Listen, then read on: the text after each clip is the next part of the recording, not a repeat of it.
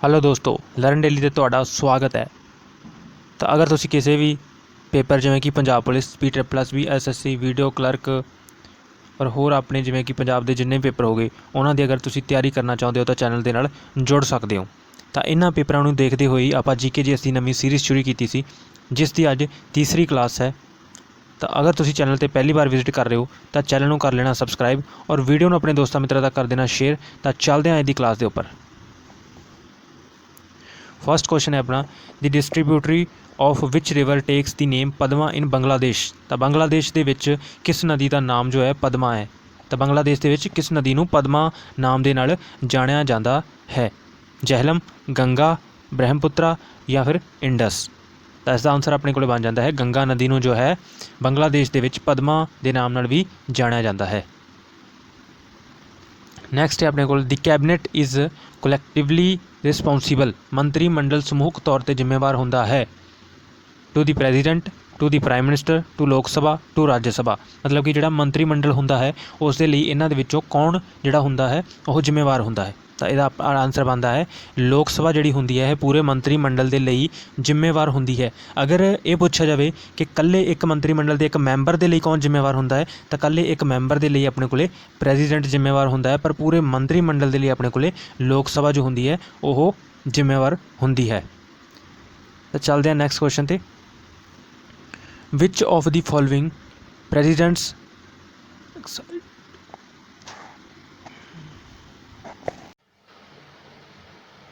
तो नैक्सट है अपने को, which of the following presidents exercised a power known as pocket veto in constitutional parlance. मतलब कि हेठां दित्तियां विचों किस राष्ट्रपति ने एक शक्ति का प्रयोग किया सी जिसनों संविधानिक शब्दावली विच पॉकेट विटो कहा जाता है। डॉक्टर राजेंद्र प्रसाद ने, VV गिरी जी ने, या फिर ज्ञानी जैल सिंह ने, या फिर डॉक्टर APJ अब्दुल कलाम ने। तो इसका अपना आंसर बनता है जो वो बनता है अपने को ज्ञानी जैल सिंह जी ने सीगा जिहड़ा पॉकेट विटो का इस्तेमाल किया सी। पॉकेट विटो होंदी की है? पॉकेट विटो जदों भी किसी बिल नूं लोक सभा या राज्य सभा तो जिहड़ा की हुंदा है प्रेजिडेंट कोल भेजा जाता है एक बार मंजूरी के लिए, देखने के लिए भी हाँ इस बिल नूं देखा जाए, उस तो बाद उस बिल नूं पास किया जाता है। तो की हुंदा है वो प्रेजिडेंट की करता है उस बिल नूं या तो कि उहदे 3 कंडीशन होंदियां ने, या तो उस बिल नूं की करता है पास कर दिंदा है, ठीक है, या उस बिल नूं थोड़े दिन के लिए अपने को रोक के रख लेंदा तो या फिर उस बिल नूं वापस कर दिंदा। तो पॉकेट विटो ये होंदी है। पॉकेट विटो अलग तो एक चीज़ है कि अगर बिल नूं की हैगा प्रेजिडेंट द्वारा नहीं देखा गया अपने को रख लिया गया तो वह बहुत समय के लिए अपने को रख लिया गया, तो उस बहुत समय नूं की कहने आपां पॉकेट विटो कहा जाता है। तो जिमें कि इसने ज्ञानी जैल सिंह जी ने अपने कोल जो सीगा इस किसी बिल नूं रोक के रखा सीगा, पॉकेट विटो का इस्तेमाल किया सी, तो इन्होंने 4 साल कुछ महीनों तक उस बिल नूं रोक के रखा सीगा। इसलिए ये की सीगे पहली वार बने सी ते पहले ही ये सी, क्योंकि उस तो बाद किसी ने पॉकेट विटो का इस्तेमाल नहीं किया, तो इन्हों ने ही पहली बार जो सीगा पॉकेट विटो का इस्तेमाल किया सी। तो चलते हैं नैक्सट ते, हू कॉल्ड बाल Gangadhar Tilak the father of Indian unrest. मतलब कि बाल गंगाधर तिलक नूं भारती अशांति का पितामा किसने कहा सी? लॉर्ड कर्जन ने कहा सी, विंसेंट स्मिथ ने कहा सी, या फिर वैलेंटाइन चिरोल ने कहा सी, या फिर हैनरी कॉटन ने कहा सी। तो किसने कहा जी? तो बाल गंगाधर तिलक जी नूं भारती अशांति का पितामा कहा सी वैलेंटाइन चिरोल जी द्वारा कहा गया सी। किस दे द्वारा कहा गया सी? वैलेंटाइन चिरोल द्वारा कहा गया सीगा। नैक्सट चलते हैं, The definition of money bills is given in which article of the Constitution of India। मतलब कि मनी बिल जो है अपने को इसकी परिभाषा भारत के संविधान के किहड़े अनुच्छेद के दी गई है? 109 के 110 के 33 के या 93 के। तो इसका जो अपने को आंसर बनता है मनी बिल की जो डेफिनेशन है अपन दी गई है आर्टिकल नंबर 110 के अंदर, और 109 नंबर आर्टिकल के अपने को की है 109 नंबर आर्टिकल के अपने को प्रोसैस है। 109 नंबर आर्टिकल की है जी अपने को मनी बिल का प्रोसैस है, और 10 के अपने को डेफिनेशन दी हुई है। Who was the first Indian to be elected as a member of the British House of Commons. मतलब कि जो ब्रिटिश हाउस कॉमन्स दे मैंबर वजों जाने जाने वाले पहले भारतीय सन वो कौन सन? ਤਾਂ ਉਹ ਆਪਣੇ ਕੋਲੇ ਆਨਸਰ ਬਣ ਜਾਂਦਾ ਜੀ ਆਪਣੇ ਕੋਲੇ ਦਾਦਾ ਬਾਈ ਨਾਰੋਜੀ ਜਿਹੜੇ ਸੀਗੇ ਇਹ ਬ੍ਰਿਟਿਸ਼ ਹਾਊਸ ਕਾਮਨਸ ਦੇ ਮੈਂਬਰ ਵਜੋਂ ਚੁਣੇ ਗਏ ਸੀਗੇ। ਪਹਿਲੇ ਭਾਰਤੀ ਵੀ ਇਹੀ ਸਨ ਔਰ ਯਾਦ ਰੱਖਣਾ ਕਿ ਪਹਿਲੇ ਭਾਰਤੀ ਵੀ ਇਹੀ ਸਨ ਔਰ ਪੂਰੇ ਏਸ਼ੀਆ ਦੇ ਵਿੱਚੋਂ ਪੂਰੇ ਏਸ਼ੀਅਨ ਵੀ ਫਸਟ ਇਹੀ ਸਨ, ਫਸਟ ਏਸ਼ੀਅਨ ਵੀ ਇਹੀ ਸਨ। ਨੈਕਸਟ ਹੈ ਆਪਣੇ ਕੋਲ ਹੂ ਕੋਇਨਡ ਦੀ ਨੇਮ ਪਾਕਿਸਤਾਨ, ਮਤਲਬ ਕਿ ਪਾਕਿਸਤਾਨ ਨਾਮ ਜਿਹੜਾ ਸੀਗਾ ਇਹ ਕਿਸ ਨੇ ਰੱਖਿਆ ਸੀ, ਪਾਕਿਸਤਾਨ ਦਾ ਨਾਮ ਪਾਕਿਸਤਾਨ ਕਿਸ ਨੇ ਰੱਖਿਆ ਸੀਗਾ। ਤਾਂ ਆਪਾਂ ਨੂੰ ਪਤਾ ਹੈ ਕਿ ਮੁਹੰਮਦ ਅਲੀ ਜਿੰਨਾ ਨੇ ਤਾਂ ਕੀ ਸੀਗੀ ਪਾਕਿਸਤਾਨ ਦੀ ਮੰਗ ਕੀਤੀ ਸੀ, ਪਾਕਿਸਤਾਨ ਦੀ ਮੰਗ ਕੀਤੀ ਸੀ, ਤਾਂ ਇਹਦਾ ਆਨਸਰ ਨਹੀਂ ਹੋ ਸਕਦਾ। ਅਤੇ ਪਾਕਿਸਤਾਨ ਦਾ ਫਿਰ ਨਾਮ ਪਾਕਿਸਤਾਨ ਕਿਹਨੇ ਰੱਖਿਆ ਸੀਗਾ, ਅਤੇ ਪਾਕਿਸਤਾਨ ਦਾ ਨਾਮ ਜੋ ਸੀਗਾ ਉਹ ਪਾਕਿਸਤਾਨ ਰੱਖਿਆ ਸੀ ਚੌਧਰੀ ਰਹਿਮਤ ਅਲੀ ਦੁਆਰਾ ਰੱਖਿਆ ਗਿਆ ਸੀਗਾ ਪਾਕਿਸਤਾਨ ਦਾ ਨਾਮ ਪਾਕਿਸਤਾਨ। ਨੈਕਸਟ ਹੈ ਆਪਣੇ ਕੋਲ who was the first ਤੀਰਥਯੰਤਰ of ਜੈਨਿਸ, ਤਾਂ ਜੈਨੀਆਂ ਦਾ ਪਹਿਲਾ ਤੀਰਥਯੰਤਰ ਕੌਣ ਸੀ, ਜੈਨੀਆਂ ਦਾ ਪਹਿਲਾ ਤੀਰਥਯੰਤਰ ਕੌਣ ਸੀ, ਤਾਂ ਉਹ ਸੀ ਆਪਣੇ ਕੋਲੇ ਜੀ ਰਿਸ਼ਭਦੇਵ। ਰਿਸ਼ਭਦੇਵ ਜੋ ਸੀਗਾ ਜੈਨੀਆਂ ਦਾ ਪਹਿਲਾ ਤੀਰਥਯੰਤਰ ਸੀ। ਨੈਕਸਟ ਹੈ ਆਪਣੇ ਕੋਲ ਹੂ among the following was not a member of the Constituent Assembly established in July 1946, ਮਤਲਬ ਕਿ ਹੇਠ ਲਿਖੇ ਵਿੱਚੋਂ ਕੌਣ ਜੁਲਾਈ 1946 ਵਿੱਚ ਸਥਾਪਿਤ ਕੀਤੀ ਗਈ ਸੰਵਿਧਾਨ ਸਭਾ ਦਾ ਮੈਂਬਰ ਨਹੀਂ ਸੀ। ਵੱਲਭ ਭਾਈ ਪਟੇਲ ਜੀ, ਮਹਾਤਮਾ ਗਾਂਧੀ ਜੀ, KM ਮੁਨਸ਼ੀ ਜੀ ਜਾਂ ਫਿਰ JB ਕਿਰਪਲਾਨੀ ਜੀ। ਤਾਂ ਇਹਨਾਂ ਵਿੱਚੋਂ ਆਪਣਾ ਜੋ ਆਨਸਰ ਬਣਦਾ ਹੈ ਉਹ ਬਣਦਾ ਆਪਣੇ ਕੋਲੇ ਮਹਾਤਮਾ ਗਾਂਧੀ ਜੀ, ਕਿਉਂਕਿ ਮਹਾਤਮਾ ਗਾਂਧੀ ਜੀ ਜੋ ਸੀਗੇ ਉਹ ਕਦੇ ਵੀ ਸੰਵਿਧਾਨ ਸਭਾ ਦੇ ਮੈਂਬਰ ਨਹੀਂ ਸਨ। ਨੈਕਸਟ ਚੱਲਦੇ ਹਾਂ ਇੰਡੀਆ ਬਿਕਮ ਆ ਸਵਰਜਨ ਡੈਮੋਕ੍ਰੈਟਿਕ ਜਾਂ ਫਿਰ ਰਿਪਬਲਿਕ, ਤਾਂ ਭਾਰਤ ਇੱਕ ਪ੍ਰਭੂਸੱਤਾ ਸੰਪੰਨ ਲੋਕਤੰਤਰੀ ਗਣਰਾਜ ਬਣਿਆ ਸੀ, ਤਾਂ ਇਹ ਕਦੋਂ ਬਣਿਆ ਸੀ? 15 ਅਗਸਤ 1947 ਦੇ ਵਿੱਚ, 30 ਜਨਵਰੀ 1948 ਦੇ ਵਿੱਚ, 26 ਜਨਵਰੀ 1950 ਦੇ ਵਿੱਚ ਜਾਂ ਫਿਰ 26 ਨਵੰਬਰ 1929 ਦੇ ਵਿੱਚ। ਤਾਂ ਆਪਣਾ ਜਿਹੜਾ ਭਾਰਤ ਸੀ ਇਹ ਪ੍ਰਭੂਸੱਤਾ ਸੰਪੰਨ ਲੋਕਤੰਤਰੀ ਗਣਰਾਜ ਬਣਿਆ ਸੀਗਾ 26 ਜਨਵਰੀ 1950 ਦੇ ਵਿੱਚ ਬਣਿਆ ਸੀਗਾ ਔਰ ਇਸੇ ਦਿਨ ਹੀ ਕੀ ਸੀਗਾ ਆਪਣਾ ਸੰਵਿਧਾਨ ਜੋ ਸੀਗਾ ਲਾਗੂ ਹੋਇਆ ਸੀ। ਕੀ ਹੋਇਆ ਸੀ? ਸੰਵਿਧਾਨ ਜੋ ਸੀਗਾ ਉਹ ਲਾਗੂ ਹੋਇਆ ਸੀ, ਸੰਵਿਧਾਨ ਲਾਗੂ ਹੋਇਆ ਸੀ ਔਰ ਸੰਵਿਧਾਨ ਦੇ ਲਾਗੂ ਹੁੰਦਿਆਂ ਹੀ ਜਿਹੜਾ ਸੀ ਆਪਾਂ ਨੂੰ ਇਹ ਜਿਹੜੀਆਂ ਸੀਗੀਆਂ ਤਿੰਨੋਂ ਟਰਮਸ ਜਿਹੜੀਆਂ ਸੀਗੀਆਂ ਆਪਣੇ ਪ੍ਰੀਐਂਬਲ ਦੇ ਵਿੱਚ ਆਪਾਂ ਨੂੰ ਲਿਖੀਆਂ ਹੋਈਆਂ ਮਿਲੀਆਂ ਕਿ ਆਪਾਂ ਨੂੰ ਇਹ ਸਭ ਕੀ ਹੈਗਾ ਪ੍ਰਭੂਸੱਤਾ ਸੰਪੰਨ ਅਤੇ ਲੋਕਤੰਤਰ ਜੋ ਹੈ ਆਪਾਂ ਨੂੰ ਮਿਲਿਆ, ਤਾਂ ਮਤਲਬ ਕਿ ਡੈਮੋਗ੍ਰਾਫਿਕ। ਨੈਕਸਟ ਚੱਲਦੇ ਹਾਂ in a parliamentary form of government real power of the state are vested in the, ਸਰਕਾਰ ਦੇ ਇੱਕ ਸੰਸਦੀ ਰੂਪ ਵਿੱਚ ਰਾਜ ਦੀਆਂ ਅਸਲ ਸ਼ਕਤੀਆਂ ਇਹਨਾਂ ਵਿੱਚ ਨਿਯੁਕਤ ਹੁੰਦੀਆਂ ਹਨ। ਕਿਹਨਾਂ ਵਿੱਚ ਨਿਯੁਕਤ ਹੁੰਦੀਆਂ ਨੇ? Council of ministers headed by the prime minister ਜਾਂ ਫਿਰ ਪ੍ਰੈਜ਼ੀਡੈਂਟ ਜਾਂ ਫਿਰ ਗਵਰਨਮੈਂਟ ਜਾਂ ਫਿਰ ਪਾਰਲੀਮੈਂਟ। ਤਾਂ ਇਹਨਾਂ ਦੇ ਜੋ ਆਪਣੇ ਕੋਲ ਮੇਨ ਆਨਸਰ ਬਣਦਾ ਹੈ ਉਹ ਬਣਦਾ ਆਪਣੇ ਕੋਲ council of minister headed by the prime minister.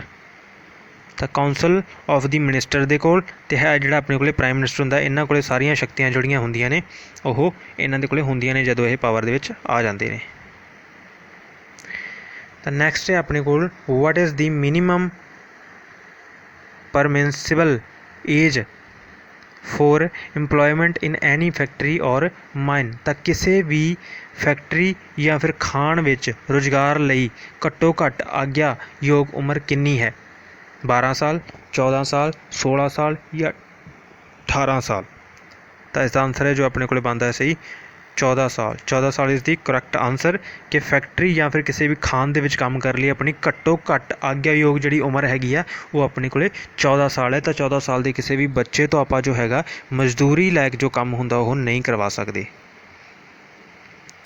Next ਆਪਣੇ ਕੋਲ ਕੁਐਸਚਨ ਆ ਜਾਂਦਾ in which case did the Supreme Court restore the primacy of the fundamental rights over the directive principles of state policy, ਮਤਲਬ ਕਿ ਕਿਸੇ case ਵਿੱਚ supreme court ਨੇ ਰਾਜ ਨੀਤੀ ਦੇ ਨਿਰਦੇਸ਼ਕ ਸਿਧਾਂਤਾਂ ਉੱਤੇ ਮੌਲਿਕ ਅਧਿਕਾਰਾਂ ਦੀ ਪ੍ਰਮੁੱਖਤਾ ਨੂੰ ਬਹਾਲ ਕੀਤਾ ਸੀ। ਤਾਂ ਕਿਹੜੇ ਕੇਸ ਦੇ ਉੱਪਰ ਕੀਤਾ ਸੀਗਾ ਜੀ? ਤਾਂ ਇਹ ਕੀਤਾ ਸੀ ਆਪਣੇ ਕੋਲੇ ਗੋਲਕਨਾਥ ਕੇਸ ਦੇ ਉੱਪਰ ਜੋ ਸੀਗਾ ਇਹ ਆਪਣੇ ਨੀਤੀ ਦੇ ਨਿਰਦੇਸ਼ਕ ਸਿਧਾਂਤਾਂ ਉੱਤੇ ਮੌਲਿਕ ਅਧਿਕਾਰਾਂ ਦੀ ਪ੍ਰਭੂਸੱਤਾ ਨੂੰ ਬਹਾਲ ਕੀਤਾ ਸੀ ਇਸ ਕੇਸ ਦੇ ਉੱਪਰ। ਨੈਕਸਟ ਹੈ ਆਪਣੇ ਕੋਲੇ ਦੀ rule of passing resolution by 2/3 majority of total number of members of the House of Parliament is applicable in case of ਤਾਂ ਮਤਲਬ ਕਿ ਸੰਸਦ ਦੇ ਸਦਨ ਦੇ ਕੁੱਲ ਮੈਂਬਰਾਂ ਦੀ 2/3 ਬਹੁਮਤ ਨਾਲ ਮਤਾ ਪਾਸ ਕਰਨ ਦਾ ਨਿਯਮ ਜਿਹੜਾ ਹੈਗਾ ਇਹਨਾਂ ਮਾਮਲਿਆਂ ਵਿੱਚੋਂ ਕਿਸ 'ਤੇ ਜਿਹੜਾ ਹੁੰਦਾ ਹੈ ਉਹ ਲਾਗੂ ਹੁੰਦਾ ਹੈ। ਤਾਂ ਅਮੈਂਡਮੈਂਟ ਆਫ ਦੀ ਕੌਨਸਟੀਟਿਊਸ਼ਨ ਜਾਂ ਫਿਰ ਅਪਰੂਵਲ ਆਫ ਪ੍ਰੋਕਲੇਮੇਸ਼ਨ ਆਫ ਐਮਰਜੈਂਸੀ ਜਾਂ ਫਿਰ ਇੰਪੀਚਮੈਂਟ ਆਫ ਪ੍ਰੈਜ਼ੀਡੈਂਟ ਜਾਂ ਫਿਰ ਡਿਸਅਪਰੂਵਲ ਆਫ ਪ੍ਰੋਕਲੇਮੇਸ਼ਨ ਆਫ ਐਮਰਜੈਂਸੀ। ਤਾਂ ਇਹਨਾਂ ਦਾ ਜਿਹੜਾ ਮੇਨ ਆਪਣਾ ਆਨਸਰ ਬਣਦਾ ਹੈ ਉਹ ਬਣਦਾ ਜੀ ਆਪਣੇ ਕੋਲੇ ਇੰਪੀਚਮੈਂਟ ਆਫ ਪ੍ਰੈਜ਼ੀਡੈਂਟ। ਤਾਂ ਜਦੋਂ ਵੀ ਇੰਪੀਚਮੈਂਟ ਹੁੰਦੀ ਹੈ ਪ੍ਰੈਜ਼ੀਡੈਂਟ ਦੀ ਤਾਂ ਜਿਹੜਾ ਉਹ ਨੋਟਿਸ ਜਾਰੀ ਕੀਤਾ ਜਾਂਦਾ ਉਹ ਜਾਂ ਤਾਂ ਲੋਕ ਸਭਾ ਕਰਦੀ ਹੈ ਜਾਂ ਫਿਰ ਰਾਜ ਸਭਾ ਕਰਦੀ ਹੈ। ਤਾਂ ਇਹਨਾਂ ਦੋਵਾਂ ਦੇ ਵਿੱਚੋਂ ਨੋਟਿਸ ਜਾਰੀ ਕੀਤਾ ਜਾਂਦਾ ਰਾਜ ਸਭਾ ਜਾਂ ਫਿਰ ਲੋਕ ਸਭਾ, ਕੋਈ ਵੀ ਇਹ ਨੋਟਿਸ ਜਾਰੀ ਕਰ ਸਕਦੀ ਹੈ ਪ੍ਰੈਜ਼ੀਡੈਂਟ ਦੀ ਇੰਪੀਚਮੈਂਟ ਦੇ ਲਈ। ਤਾਂ ਇਹ ਇੰਪੀਚਮੈਂਟ ਜਿਹੜੀ ਪ੍ਰੈਜ਼ੀਡੈਂਟ ਦੀ ਕਿਹੜੇ ਆਰਟੀਕਲ ਦੇ ਅੰਦਰ ਆਉਂਦੀ ਹੈ ਆਪਣੇ ਕੋਲੇ 61 ਨੰਬਰ ਆਰਟੀਕਲ ਦੇ ਵਿੱਚ ਆਉਂਦੀ ਹੈ। ਤਾਂ ਨੈਕਸਟ ਚੱਲਦੇ ਹਾਂ। ਕਹਿੰਦੇ which article of Indian constitution prescribes Hindi in Devanagari script as the official language of union. ਭਾਰਤੀ ਸੰਵਿਧਾਨ ਦਾ ਕਿਹੜਾ ਅਨੁਛੇਦ ਦੇਵਨਾਗਰੀ ਲਿਪੀ ਵਿੱਚ ਹਿੰਦੀ ਨੂੰ ਸੰਘ ਦੀ ਅਧਿਕਾਰਤ ਭਾਸ਼ਾ ਵਜੋਂ ਦਰਸਾਉਂਦਾ ਹੈ? 341, 342, 343 ਜਾਂ ਫਿਰ 346 ਨੰਬਰ ਆਰਟੀਕਲ। ਤਾਂ ਇਹਨਾਂ ਦੇ ਵਿੱਚ ਜਿਹੜਾ ਆਪਣਾ ਆਨਸਰ ਬਣਦਾ ਹੈ ਉਹ ਬਣਦਾ ਆਪਣੇ ਕੋਲੇ 343 ਨੰਬਰ ਆਰਟੀਕਲ। ਤਾਂ ਆਪਣੀਆਂ ਓਫੀਸ਼ੀਅਲ ਲੈਂਗੁਏਜ ਜਿਹੜੀਆਂ ਹੈਗੀਆਂ ਨੇ ਕਿਹੜੇ ਆਰਟੀਕਲ ਦੇ ਅੰਦਰ ਆਉਂਦੀਆਂ ਨੇ? 343 ਨੰਬਰ ਆਰਟੀਕਲ ਦੇ ਅੰਦਰ ਆਉਂਦੀਆਂ ਨੇ। ਅਤੇ ਕਿਹੜੀ ਅਨੁਸੂਚੀ ਦੇ ਅੰਦਰ ਆਉਂਦੀਆਂ ਨੇ? ਤਾਂ ਅਨੁਸੂਚੀ ਆਪਣੇ ਕੋਲ ਆਉਂਦੀਆਂ ਨੇ ਮਤਲਬ ਕਿ ਅਨੁਸੂਚੀ ਮਤਲਬ ਕਿ ਸ਼ਡਿਊਲ। ਤਾਂ ਸ਼ਡਿਊਲ ਆਪਣੇ ਕੋਲ ਆਉਂਦਾ ਜੀ 8ਵਾਂ।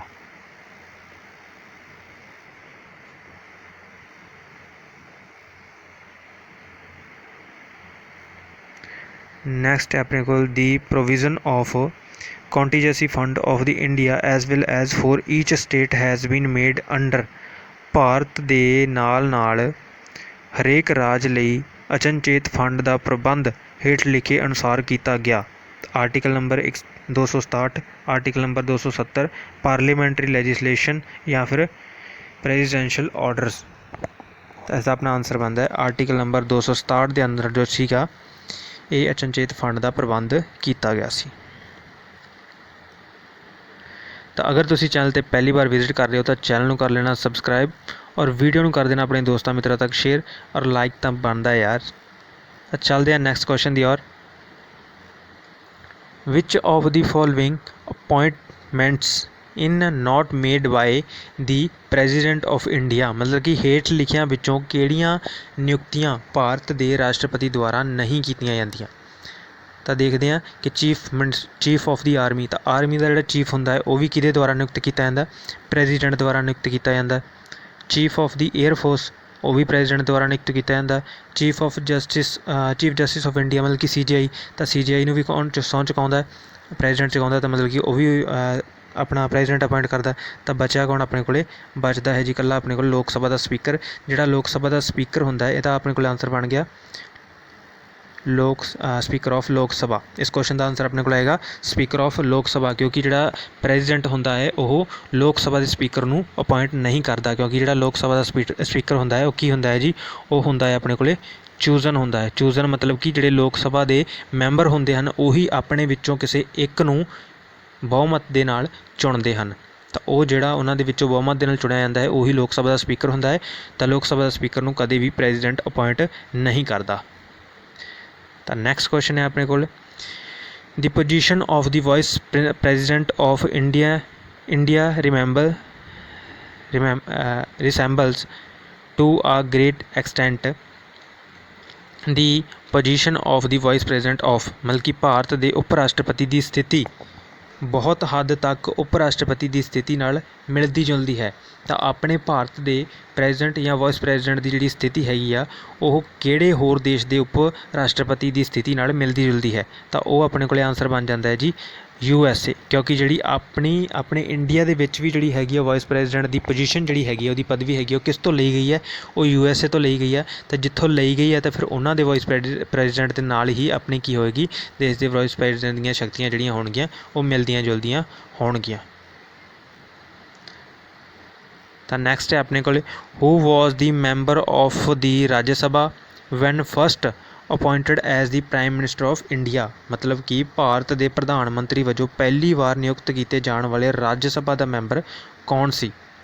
ਪਹਿਲੀ ਵਾਰ ਨਿਯੁਕਤ ਕੀਤੇ ਜਾਣ ਵਾਲੇ ਰਾਜ ਸਭਾ ਦਾ ਮੈਂਬਰ ਕੌਣ ਸੀ? ਤਾਂ ਇਹਦਾ ਆਨਸਰ ਆਪਣੇ ਕੋਲ ਬਣ ਜਾਂਦਾ ਜੀ ਇੰਦਰਾ ਗਾਂਧੀ। ਇੰਦਰਾ ਗਾਂਧੀ ਜੋ ਸੀਗੀ ਇਹ ਇੱਕ ਰਾਜ ਸਭਾ ਦੀ ਮੈਂਬਰ ਸੀ ਜਿਸ ਨੂੰ ਭਾਰਤ ਦੇ ਪ੍ਰਧਾਨ ਮੰਤਰੀ ਵਜੋਂ ਚੁਣਿਆ ਗਿਆ ਸੀ। ਨੈਕਸਟ ਕੁਐਸਚਨ ਆਪਣੇ ਕੋਲ ਬਣ ਜਾਂਦਾ ਹੈ, ਇਨ ਦੀ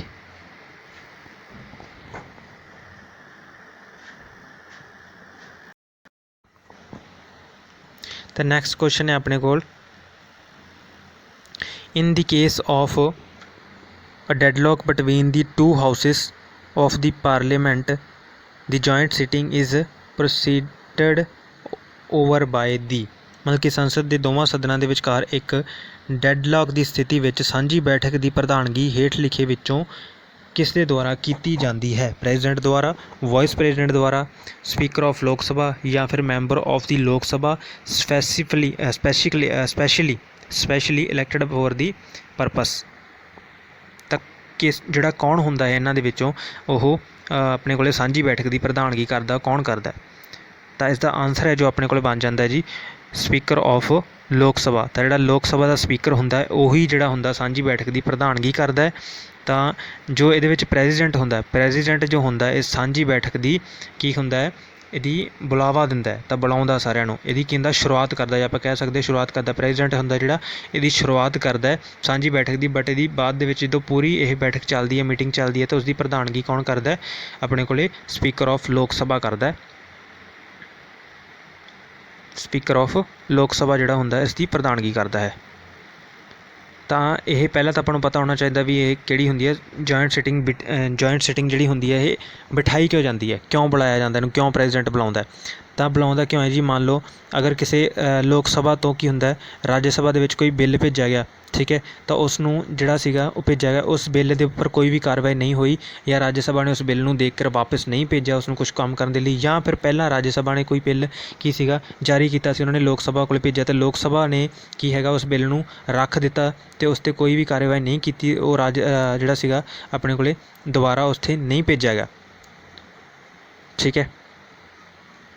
ਤਾਂ ਇਸ ਕੰਡੀਸ਼ਨ ਦੇ ਵਿੱਚ ਕੀ ਹੁੰਦਾ, ਜਦੋਂ ਕਿਸੇ ਵੀ ਬਿੱਲ ਨੂੰ ਕੀ ਹੁੰਦਾ ਹੈ ਰੋਕ ਕੇ ਰੱਖ ਲਿੱਤਾ ਜਾਵੇ, ਤਾਂ ਉਸ ਤੋਂ ਬਾਅਦ ਪ੍ਰੈਜ਼ੀਡੈਂਟ ਕੀ ਹੁੰਦਾ ਉਸ ਬਿੱਲ ਦੇ ਕਾਰਨ ਇੱਕ ਸੰਮਣ ਭੇਜਦਾ ਹੈ, ਠੀਕ ਹੈ। ਤਾਂ ਜੁਆਇੰਟ ਸਿਟਿੰਗ ਬੁਲਾਈ ਜਾਂਦੀ ਹੈ, ਤਾਂ ਉੱਥੇ ਲੋਕ ਸਭਾ, ਰਾਜ ਸਭਾ, ਪ੍ਰੈਜ਼ੀਡੈਂਟ ਸਭ ਪਹੁੰਚਦੇ, ਮਤਲਬ ਕਿ ਪੂਰੀ ਪਾਰਲੀਮੈਂਟ ਮੀਟਿੰਗ ਹੁੰਦੀ ਹੈ। ਤਾਂ ਉੱਥੇ ਕੀ ਹੁੰਦਾ ਹੈ ਫਿਰ ਉੱਥੇ ਜੁਆਇੰਟ ਸਿਟਿੰਗ ਬਿਠਾਈ ਜਾਂਦੀ ਹੈ, ਤਾਂ ਉਸ ਬਿੱਲ ਦੇ ਉੱਪਰ ਕੀ ਹੁੰਦਾ ਜਾਂਚ ਪੜਤਾਲ ਕੀਤੀ ਜਾਂਦੀ ਹੈ ਵੀ ਕਿਉਂ ਇਹਨੂੰ ਰੋਕ ਕੇ ਰੱਖਿਆ ਗਿਆ, ਕਿਉਂ ਇਹਨੂੰ ਅੱਗੇ ਨਹੀਂ ਵਧਾਇਆ ਗਿਆ, ਕੀ ਇਹਦੇ ਵਿੱਚ ਕਮੀਆਂ ਨੇ, ਕੀ ਇਹਦੇ ਵਿੱਚ ਐਕਸਟਰਾ ਹੈ, ਠੀਕ ਹੈ। ਤਾਂ ਉਹ ਸਾਰੀਆਂ ਚੀਜ਼ਾਂ ਨੂੰ ਉੱਥੇ ਸੁਲਝਾਇਆ ਜਾਂਦਾ ਹੈ। ਤਾਂ ਪ੍ਰੈਜ਼ੀਡੈਂਟ ਉਸ ਨੂੰ ਸ਼ੁਰੂਆਤ ਕਰਦਾ ਹੈ ਅਤੇ ਬਾਅਦ ਦੇ ਵਿੱਚ ਚਲਾ ਜਾਂਦਾ ਹੈ। ਤਾਂ ਉਸ ਦੀ ਪ੍ਰਧਾਨਗੀ ਕੌਣ ਕਰਦਾ ਹੈ? ਆਪਣੇ ਕੋਲ ਸਪੀਕਰ ਆਫ ਲੋਕ ਸਭਾ ਦਾ ਸਪੀਕਰ ਜਿਹੜਾ ਹੁੰਦਾ ਹੈ ਉਸ ਦੀ ਪ੍ਰਧਾਨਗੀ ਕਰਦਾ ਹੈ। ਨੈਕਸਟ ਹੈ ਆਪਣੇ ਕੋਲ, who was killed by Udham Singh in London. ਤਾਂ ਲੰਡਨ ਵਿੱਚ ਊਧਮ ਸਿੰਘ ਨੇ ਕਿਸ ਨੂੰ ਮਾਰਿਆ ਸੀ? ਤਾਂ ਲੰਡਨ ਵਿੱਚ ਊਧਮ ਸਿੰਘ ਨੇ ਕਿਸ ਨੂੰ ਮਾਰਿਆ ਸੀ? ਤਾਂ ਲੰਡਨ ਵਿੱਚ ਊਧਮ ਸਿੰਘ ਨੇ ਮਾਰਿਆ ਸੀਗਾ ਸਰ ਮਾਈਕਲ ਓਡਾਇਰ ਨੂੰ। ਕਿਸ ਨੂੰ ਮਾਰਿਆ ਸੀ? ਮਾਈਕਲ ਓਡਾਇਰ ਨੂੰ। ਮਾਰਿਆ ਕਿਉਂ ਸੀ?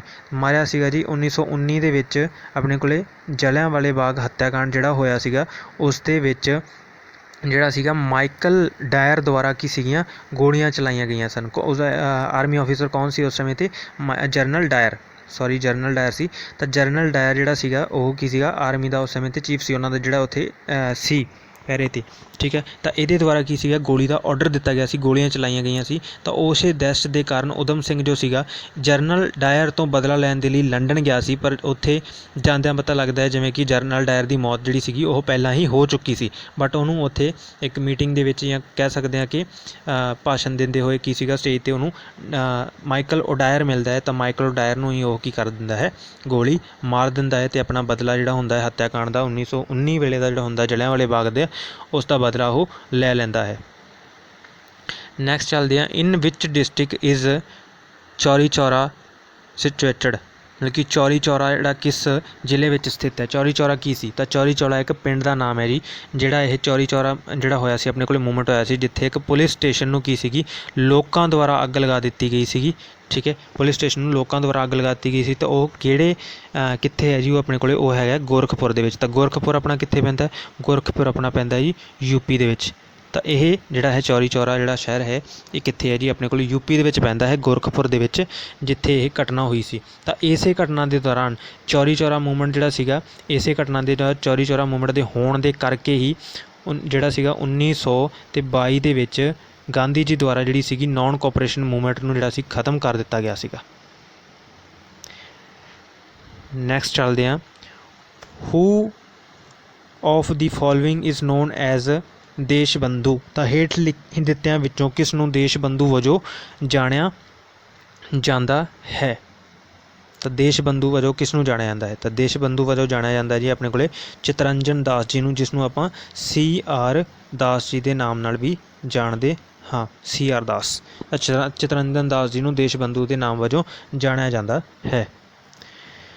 ਤਾਂ ਨੈਕਸਟ ਕੁਐਸਚਨ ਹੈ ਆਪਣੇ ਕੋਲ, when did the Congress pass the proposal of independence of India for the first time? ਮਤਲਬ ਕਿ ਕਾਂਗਰਸ ਨੇ ਪਹਿਲੀ ਵਾਰ ਭਾਰਤ ਦੀ ਆਜ਼ਾਦੀ ਦਾ ਪ੍ਰਸਤਾਵ ਕਦੋਂ ਪਾਸ ਕੀਤਾ ਸੀ? 1929 ਦੇ ਵਿੱਚ, 1915 ਦੇ ਵਿੱਚ, 1942 ਦੇ ਵਿੱਚ ਜਾਂ ਫਿਰ 1935 ਦੇ ਵਿੱਚ? ਅਤੇ ਇਸ ਦਾ ਆਨਸਰ ਜੋ ਆਪਣੇ ਕੋਲ ਰਾਈਟ ਬਣਦਾ ਹੈ ਉਹ ਬਣਦਾ ਆਪਣੇ ਕੋਲ 1929 ਦੇ ਵਿੱਚ ਜੋ ਸੀ ਆਪਣੇ ਕੋਲ ਕਾਂਗਰਸ ਨੇ ਪਹਿਲੀ ਵਾਰ ਭਾਰਤ ਦੀ ਆਜ਼ਾਦੀ ਦਾ ਪ੍ਰਸਤਾਵ ਬਣਾਇਆ ਸੀ। ਅਤੇ 1930 ਦੇ ਵਿੱਚ ਰਾਵੀ ਨਦੀ ਦੇ ਕੰਢੇ 'ਤੇ ਪਹਿਲੀ ਵਾਰ ਜੋ ਸੀਗਾ ਆਪਣਾ ਤਿਰੰਗਾ ਲਹਿਰਾਇਆ ਗਿਆ ਸੀ। ਪਹਿਲੀ ਵਾਰ ਕੀ ਸੀਗਾ? ਆਪਣਾ ਤਿਰੰਗਾ ਜੋ ਸੀਗਾ ਉਹ ਲਹਿਰਾਇਆ ਗਿਆ ਸੀ ਰਾਵੀ ਨਦੀ ਦੇ ਕੰਢੇ ਦੇ ਉੱਪਰ 1930 ਦੇ ਵਿੱਚ। ਨੈਕਸਟ ਚੱਲਦੇ ਹਾਂ। ਹੂ ਰਿਪਰੈਜ਼ੈਂਟਡ ਕਾਂਗਰਸ ਇਨ ਸੈਕਿੰਡ ਰਾਊਂਡ ਟੇਬਲ ਕਾਨਫਰੰਸ। ਮਤਲਬ ਕਿ ਦੂਜੀ ਗੋਲ ਮੇਜ਼ ਕਾਨਫਰੰਸ ਵਿੱਚ ਕਾਂਗਰਸ ਦੀ ਨੁਮਾਇੰਦਗੀ ਕਿਸ ਨੇ ਕੀਤੀ ਸੀ? ਦੂਸਰੀ ਗੋਲ ਮੇਜ਼ ਕਾਨਫਰੰਸ ਵਿੱਚ ਜਿਹੜੀ ਸੀਗੀ ਗੋਲ ਮੇਜ਼ ਕਾਨਫਰੰਸ ਦੀ ਜਿਹੜੀ ਸੀਗੀ ਔਰ ਨੁਮਾਇੰਦਗੀ ਕਿਸ ਨੇ ਕੀਤੀ ਸੀ? ਤਾਂ ਦੂਸਰੀ ਕਾਨਫਰੰਸ ਦੇ ਵਿੱਚ ਕੀਤੀ ਸੀ ਜੀ ਆਪਣੇ ਕੋਲੇ ਕਿਹਨੇ ਕੀਤੀ ਸੀ? ਮਹਾਤਮਾ ਗਾਂਧੀ ਜੀ ਦੁਆਰਾ ਕੀਤੀ ਗਈ ਸੀਗੀ। ਮਹਾਤਮਾ ਗਾਂਧੀ ਜੀ ਦੁਆਰਾ ਕੀਤੀ ਗਈ ਸੀਗੀ। ਤਾਂ ਨੈਕਸਟ ਕੁਐਸਚਨ ਹੈ ਜੀ ਆਪਣੇ ਕੋਲ, ਹੂ ਰਿਪਰੈਜ਼ੈਂਟਡ ਕਾਂਗਰਸ ਇਨ ਸੈਕਿੰਡ ਰਾਊਂਡ ਟੇਬਲ ਕਾਨਫਰੰਸ। ਮਤਲਬ ਕਿ ਦੂਜੀ ਗੋਲਮੇਜ਼ ਕਾਨਫਰੰਸ ਵਿੱਚ ਕਾਂਗਰਸ ਦੀ ਪ੍ਰਧਾਨਗੀ ਜਿਹੜੀ ਸੀ, ਨੁਮਾਇੰਦਗੀ ਜਿਹੜੀ ਸੀਗੀ, ਨੁਮਾਇੰਦਗੀ ਕਿਸ ਨੇ ਕੀਤੀ ਸੀ? ਤਾਂ ਇਸ ਦਾ ਆਨਸਰ ਜੋ ਆਪਣੇ ਕੋਲ ਬਣਦਾ ਹੈ ਮਹਾਤਮਾ ਗਾਂਧੀ ਜੀ ਦੁਆਰਾ ਜਿਹੜੀ ਸੀਗੀ ਦੂਸਰੀ ਗੋਲਮੇਜ਼ ਕਾਨਫਰੰਸ ਦੀ ਨੁਮਾਇੰਦਗੀ ਕੀਤੀ ਗਈ ਸੀ। ਤਾਂ ਗੋਲਮੇਜ਼ ਕਾਨਫਰੰਸਾਂ ਕਿੰਨੀਆਂ ਹੋਈਆਂ ਸਨ? ਆਪਣੇ ਕੋਲ 3 ਗੋਲਮੇਜ਼ ਕਾਨਫਰੰਸਾਂ ਹੋਈਆਂ ਸਨ। ਪਹਿਲੀ ਹੋਈ ਸੀ ਆਪਣੇ ਕੋਲ 1930 ਦੇ ਵਿੱਚ, ਦੂਸਰੀ ਹੋਈ ਸੀ 1931 ਦੇ ਵਿੱਚ ਔਰ ਤੀਸਰੀ ਹੋਈ ਸੀ 1932 ਦੇ ਵਿੱਚ। ਤਾਂ ਇਹ 3 ਗੋਲਮੇਜ਼ ਕਾਨਫਰੰਸਾਂ ਹੋਈਆਂ ਸੀ, ਜਿਹੜੀਆਂ ਦੇ ਵਿੱਚ ਤਿੰਨੋਂ ਗੋਲਮੇਜ਼ ਕਾਨਫਰੰਸਾਂ ਦੇ ਵਿੱਚ BR ਅੰਬੇਦਕਰ ਜੀ ਨੇ ਪਾਰਟ ਲਿਆ ਸੀਗਾ। ਪਹਿਲੀ ਦੇ ਵਿੱਚ ਇਕੱਲੇ BR ਅੰਬੇਦਕਰ ਜੀ ਗਏ ਸੀ ਔਰ ਦੂਸਰੀ ਔਰ ਤੀਸਰੀ ਵਿੱਚ ਉਹਨਾਂ ਨਾਲ ਮਹਾਤਮਾ ਗਾਂਧੀ ਜੀ ਗਏ ਸਨ। ਤਾਂ ਅੱਗੇ ਚੱਲਦੇ ਹਾਂ। ਲੋ ਜੀ, ਇਹ ਸਭ ਕੁਝ ਤਾਂ ਦੱਸ ਹੀ ਦਿੱਤਾ ਹੈ। ਤਾਂ ਹੁਣ ਫਿਰ ਵੀ ਕੁਐਸਚਨ ਬਣਦਾ ਹੈ ਕਿ ਵਿਚ ਰਾਊਂਡ ਟੇਬਲ ਕਾਨਫਰੰਸ ਹੈਲਡ ਇਨ 1932। ਤਾਂ 1932 ਵਿੱਚ ਕਿਹੜੀ ਗੋਲਮੇਜ਼ ਕਾਨਫਰੰਸ ਹੋਈ ਸੀ? ਪਹਿਲੀ ਹੋਈ ਸੀ, ਦੂਸਰੀ ਹੋਈ ਸੀ, ਤੀਸਰੀ ਹੋਈ ਸੀ ਜਾਂ ਚੌਥੀ? ਤਾਂ ਆਪਾਂ ਨੂੰ ਵੀ ਪਤਾ ਹੈ ਕਿ ਗੋਲਮੇਜ਼ ਕਾਨਫਰੰਸ ਕਿੰਨੀਆਂ ਹੋਈਆਂ ਸਨ? ਟੋਟਲ 3 ਹੋਈਆਂ ਸਨ। ਔਰ ਕਿਹੜੀ ਹੋਈ ਸੀ? ਪਹਿਲੀ 1930 ਦੇ ਵਿੱਚ, ਦੂਸਰੀ 1931 ਦੇ ਵਿੱਚ, ਤੀਸਰੀ 1932 ਦੇ ਵਿੱਚ। ਤਾਂ 1932 ਵਿੱਚ ਕਿਹੜੀ ਹੋਈ ਸੀ? ਆਪਣੇ ਕੋਲ ਕੀ ਆਨਸਰ ਬਣ ਜਾਂਦਾ ਹੈ? ਥਰਡ ਗੋਲਮੇਜ਼ ਕਾਨਫਰੰਸ ਜਿਹੜੀ ਸੀਗੀ ਆਪਣੇ ਕੋਲ 1932 ਦੇ ਵਿੱਚ ਹੋਈ ਸੀ। ਨੈਕਸਟ ਚੱਲਦੇ ਹਾਂ। The prime minister of England during quit India movement was. ਮਤਲਬ ਕਿ ਭਾਰਤ ਛੱਡੋ ਅੰਦੋਲਨ ਦੌਰਾਨ ਇੰਗਲੈਂਡ ਦੇ ਪ੍ਰਧਾਨ ਮੰਤਰੀ ਕੌਣ ਸਨ? ਤਾਂ ਉਹ ਆਪਣੇ ਕੋਲ ਆਨਸਰ ਬਣ ਜਾਂਦਾ ਹੈ ਜੀ ਚਰਚਿਲ। ਜਿਹੜੇ ਚਰਚਿਲ ਸੀਗੇ ਉਹ ਭਾਰਤ ਛੱਡੋ ਅੰਦੋਲਨ ਦੌਰਾਨ ਇੰਗਲੈਂਡ ਦੇ ਪ੍ਰਧਾਨ ਮੰਤਰੀ ਸਨ। ਨੈਕਸਟ ਕੁਐਸਚਨ 'ਤੇ ਚੱਲਦੇ ਹਾਂ। Who presided over the Delhi session of Indian national Congress in 1947। 1947 ਵਿੱਚ ਇੰਡੀਅਨ ਨੈਸ਼ਨਲ ਕਾਂਗਰਸ ਦੇ ਦਿੱਲੀ ਸੈਸ਼ਨ ਦੀ ਪ੍ਰਧਾਨਗੀ ਕਿਸ ਨੇ ਕੀਤੀ ਸੀ? JB ਕਿਰਪਲਾਨੀ ਨੇ, ਰਾਜਿੰਦਰ ਪ੍ਰਸਾਦ ਨੇ, ਅਬੁਲ कलाम आज़ाद जी द्वारा की गई सी या फिर जवाहर लाल नेहरू जी द्वारा की गई सी। तो इसका जो अपने को आंसर बनता है वो बनता है JB कृपलानी। तो JB कृपलानी द्वारा 1947 में इंडियन नैशनल कांग्रेस के दिल्ली सैशन की प्रधानगी की गई सी। और एक क्वेश्चन तो इस तरीके बन सकता है, और एक क्वेश्चन अगर देखिए आप दूसरे तरीके किवें बन सकता, तो यह भी पूछा जा सकता है कि इंडिया के इंडिपेंडेंस तो बाद, मतलब कि इंडिया के भारत के आज़ाद होने तो बाद जिहड़ा सीगा वो इंडियन नैशनल कांग्रेस जिहड़ी सीगी उसकी आज़ादी तो बाद पहली बार जी मीटिंग की गई सी वो किस द्वारा की गई सी, या फिर पहली द्वारा प्रधानगी की गई सी किस द्वारा की गई सी, तो वह भी अपने को की आंसर बन जाता है JB कृपलानी जिहड़े सीगे ये पहले उही प्रधानगी करने वाले सी जिहड़े कि भारत के आज़ादी तो बाद वाली जिहड़ी मीटिंग हुई सी इंडियन नैशनल कांग्रेस की। नैक्सट चलते हैं, the largest mountain series in the world is, संसार की सब तो वड्डी परबत लड़ी किहड़ी है।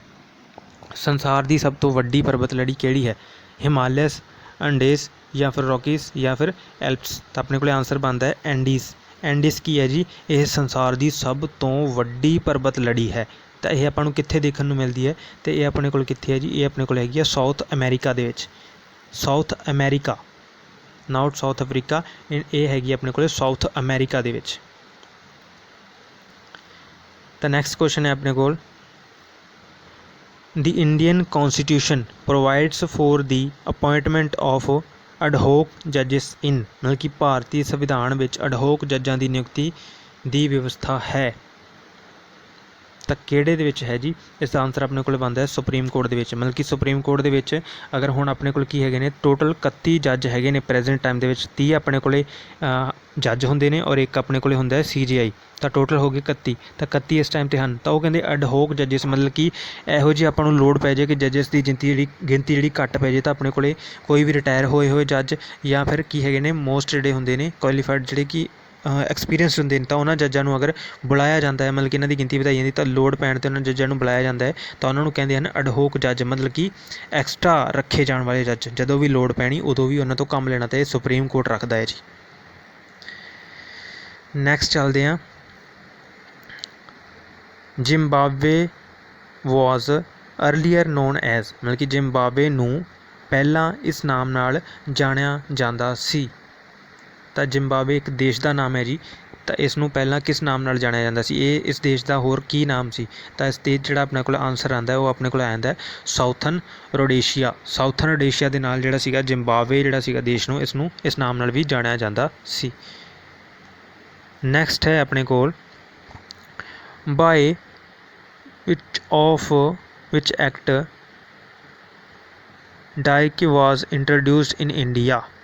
तो भारत विच डायरकी की शुरुआत किस एक्ट के आधार पर की गई सी, गौरमेंट ऑफ इंडिया एक्ट 1935 के आधार पर, या फिर इंडियन इंडिपेंडेंस एक्ट 1947, या फिर गौरमेंट ऑफ इंडिया एक्ट 1919, या फिर इंडियन काउंसिल एक्ट 1909 के तहत। तो भारत विच डायरकी की जी शुरुआत सीगी ये अपने को गौरमेंट ऑफ इंडिया एक्ट 1919 के तहत जी सीगी की गई सी।